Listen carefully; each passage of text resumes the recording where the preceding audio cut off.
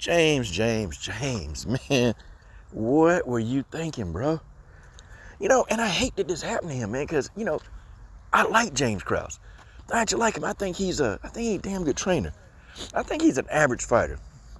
But I think as a trainer, man, it's pretty good. But, I mean, damn. Well, James done effed up, y'all. I'm going to tell you what James did. I'm gonna read it out to you, and then, you know, then I'm going to go ahead and give my thoughts, okay? I'm going to give my thoughts on it after I read what's going on. Okay, so we all heard about this. Maybe you didn't. Okay. Now, this is a letter from Hunter Campbell. Now, this is one of the UFC bigwigs, okay? To all athletes and managers subject. UFC prohibitions on athlete wagering.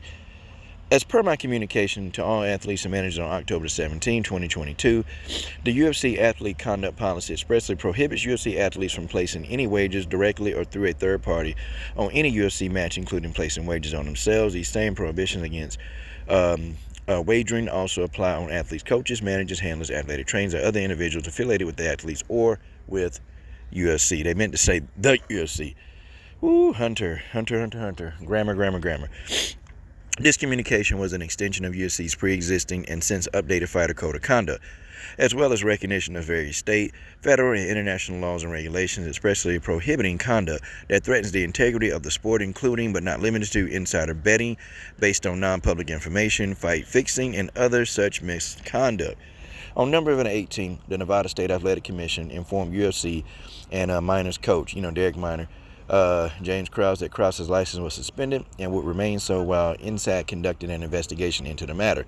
The UFC has since advised Krause and the respective managers working with impacted fighters that effective immediately, fighters who choose to continue to be coached by Krause or who continue to train in his gym will not be permitted to participate in UFC events pending the outcome of the aforementioned government investigations. Further, UFC has released Derek Minor from the organization.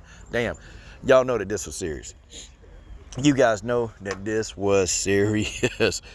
Okay, along with the safety and health of its fighter, the UFC believes that there is no more important component of professional mixed martial arts than the integrity of the sport. The UFC will continue to take all necessary and appropriate steps to ensure compliance with and enforcement of its policy and those of the jurisdiction in which it operates. We appreciate your dedication to our sport and your efforts to ensure its integrity.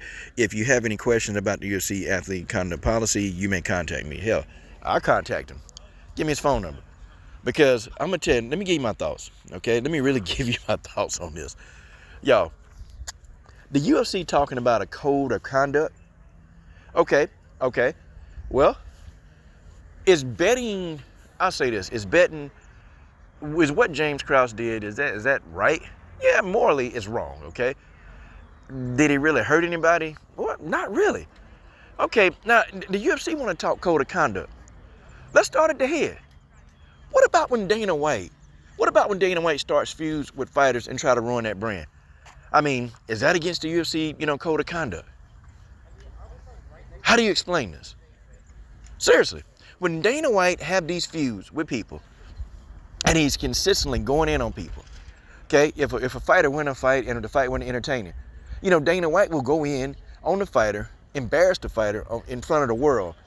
I mean, is that, part of the code of conduct? Is that professionalism? Because this is funny, comical coming from the UFC.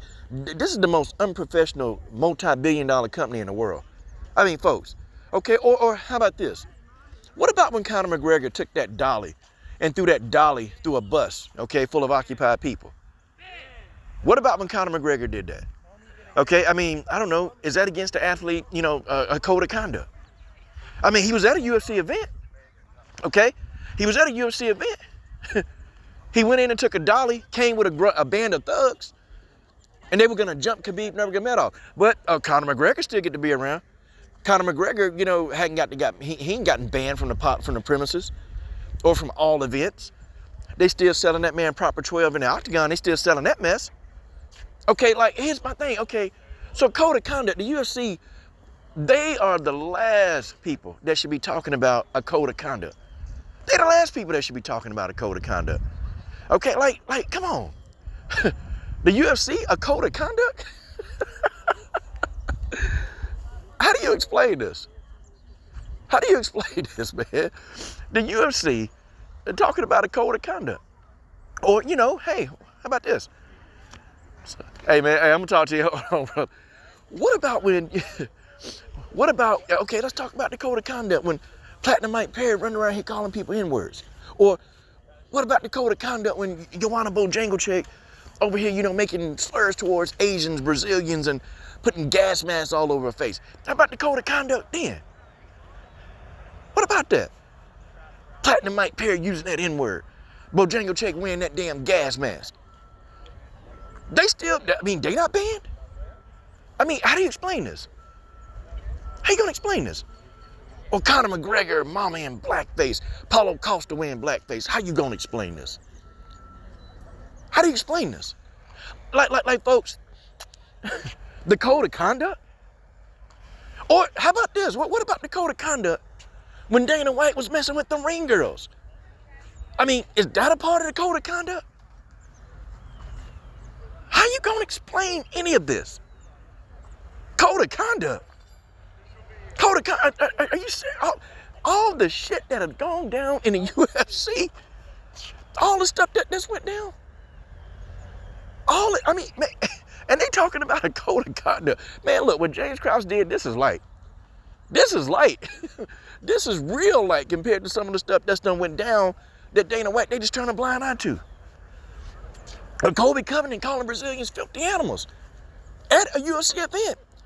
How do you explain this? I mean, is that part of the code of conduct? Man, look, I rock with James Krause. I'm going to rock with James Krause on this one. And you know why I'm going to do it? Because, man, come on, it's been so much other stuff. I mean, hell, Chris Cyborg played around with a videotape. They got her out of there.